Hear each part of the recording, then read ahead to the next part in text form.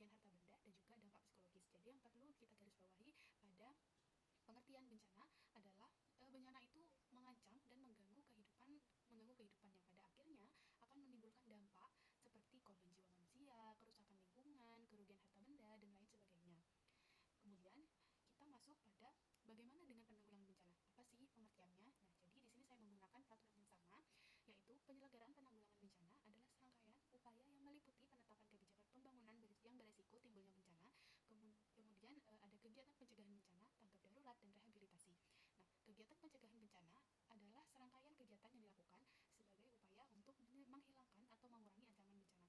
Jadi, untuk penyelenggaraan penanggulangan bencana itu seperti penetapan kebijakan gitu. Jadi yang sudah kita lakukan. Jadi kalau kita pencegahan bencana itu, kita bagaimana kita upaya untuk mengurangi atau menghilangkan adanya ancaman bencana.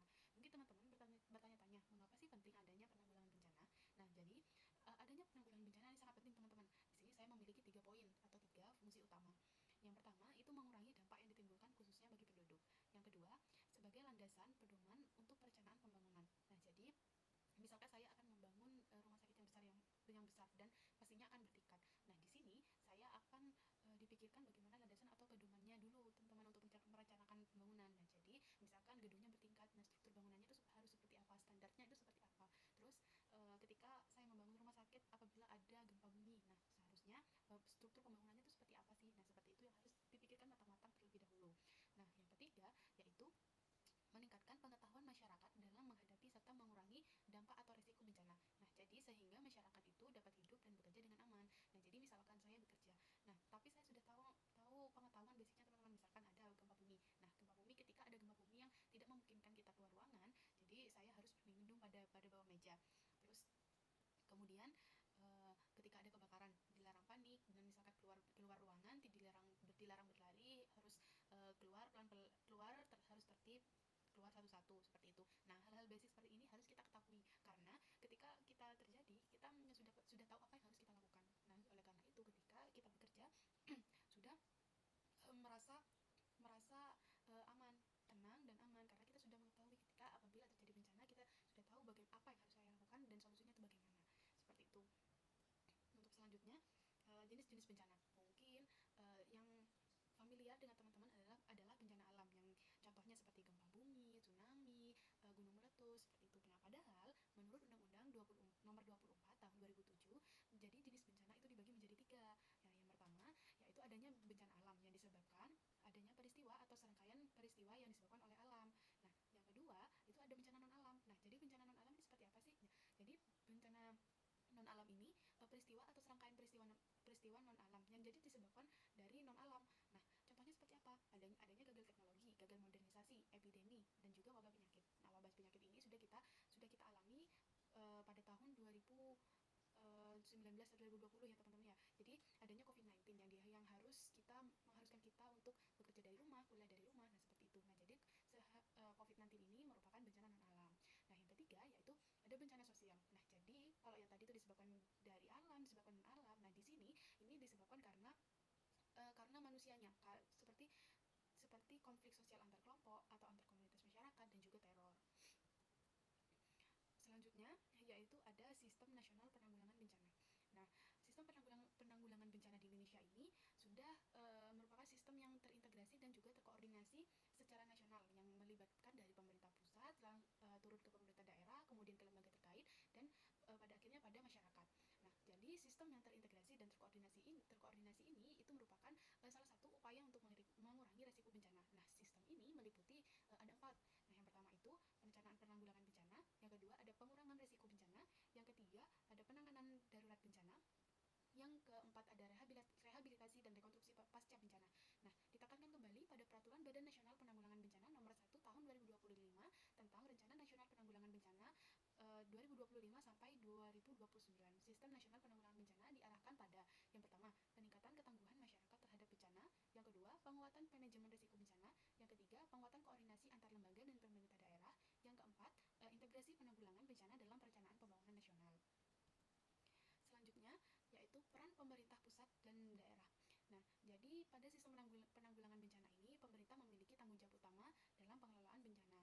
Nah, mulai dari pemerintahan pusat. Jadi pemerintahan pusat itu melakukan langkah yang pertama yaitu menyusun kebijakan nasional menyusun kebijakan, nah kepada pemerintah daerah itu melaksanakan kebijakan yang sudah ditetapkan oleh pemerintah pusat.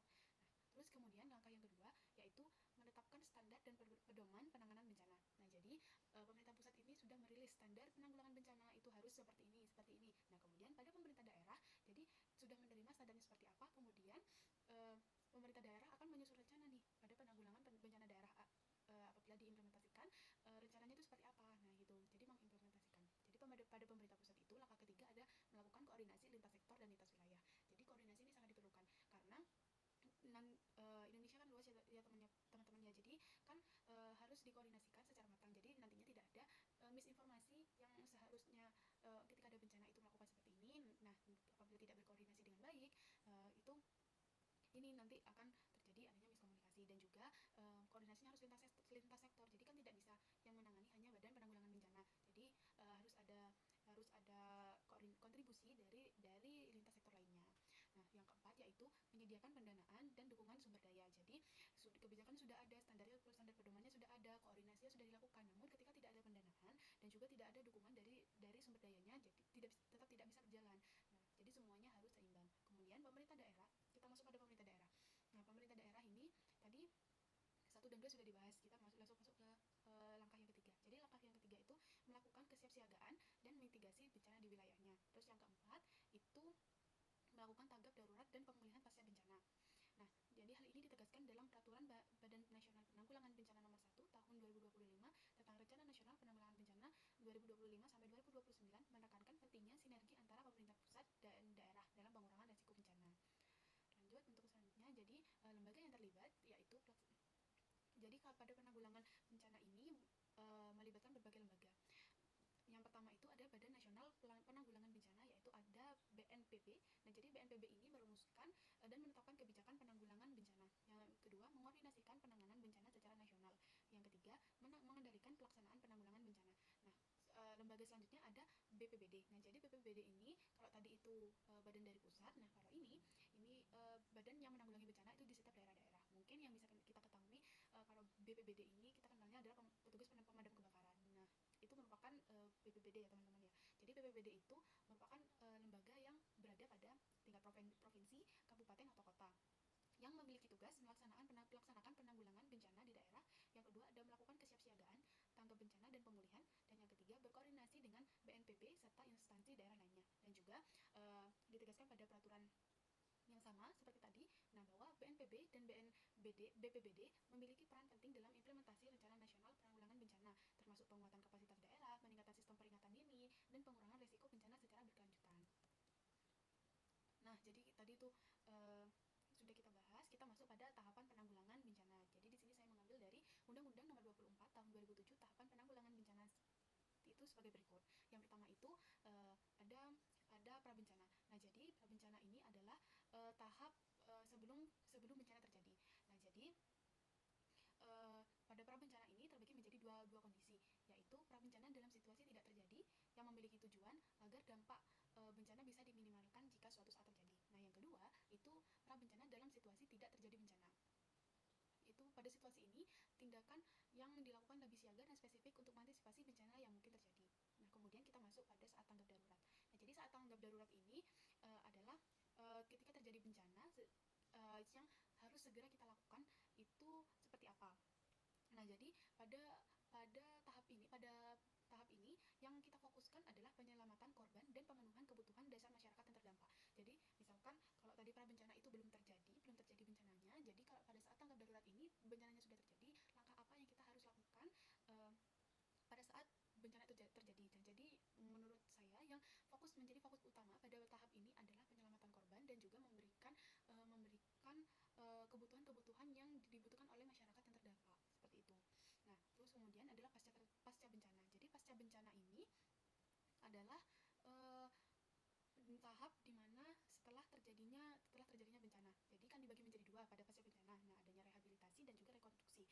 Pada rehabilitasi itu merupakan tahap yang pastinya sudah terjadi bencana. Nah, jadi kondisi ini itu memulihkan masyarakat dan lingkungan agar dapat kembali berfungsi secara normal atau mendekati kondisi sebelum bencana. Nah, contohnya itu adalah perbaikan lingkungan, terus pemulihan pelayanan publik dan sejenisnya. Jadi seperti itu. Yang kedua, yaitu kan ada rekonstruksi.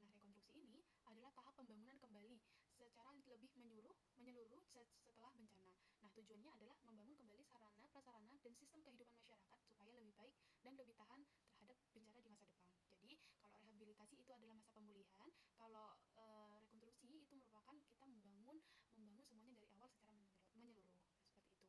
Nah, ini yang kebijakan-kebijakan yang saya gunakan. Ada Undang-Undang Nomor 24 Tahun 2007 tentang penanggulangan bencana, terus kemudian ada Peraturan Pemerintah Nomor 21 Tahun 2008 tentang penyelenggaraan penanggulangan bencana. Yang ketiga ada Peraturan Pemerintah Nomor 22 Tahun 2008 tentang pendanaan dan pengelolaan bantuan bencana. Terus kemudian ada Peraturan Presiden Nomor 8 Tahun 2008 tentang BNPB. Terus kemudian ada Peraturan Badan Nasional Penanggulangan Bencana Republik Indonesia Nomor 1 Tahun 2025 tentang Rencana Nasional Penanggulangan Bencana tahun 2025 hingga tahun 2029. Nah,